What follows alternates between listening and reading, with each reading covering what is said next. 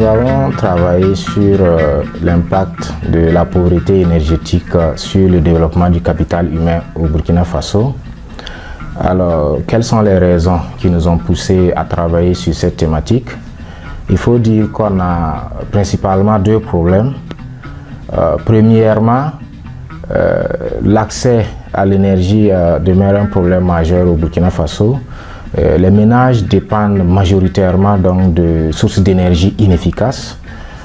Quand on regarde les statistiques, près de 70% des ménages n'ont pas accès à l'électricité et près de 80% ont recours donc à des moyens de cuisson non propres comme le bois ou le charbon de bois.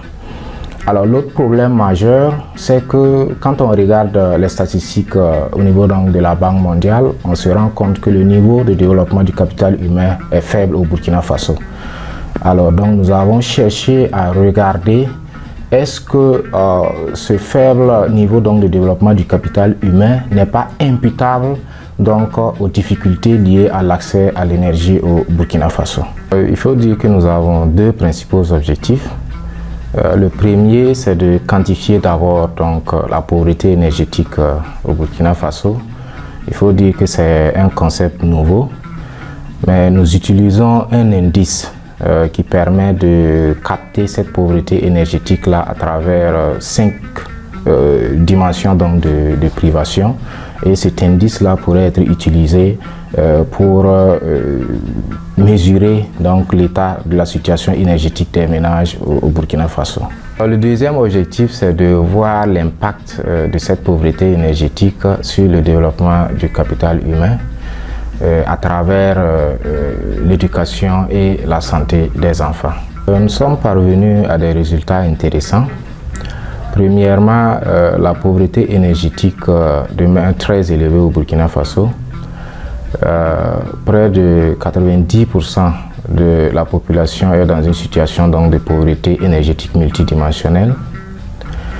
Alors l'autre résultat important qu'on a trouvé, c'est que sur la période considérée qui est donc de 2018 à 2021, on a remarqué une tendance à la hausse donc, de cette pauvreté énergétique, donc, ce qui est quand même une situation inquiétante.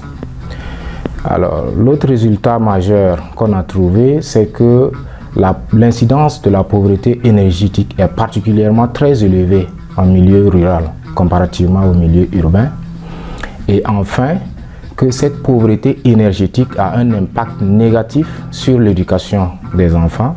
Elle a aussi un impact négatif sur la santé des enfants. Donc la pauvreté énergétique constitue un handicap donc, au développement du capital humain au Burkina Faso.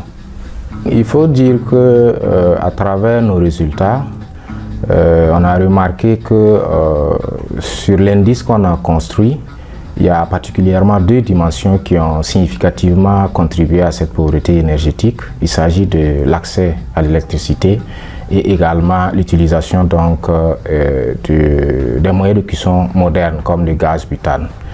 Donc nous formulons deux recommandations principales.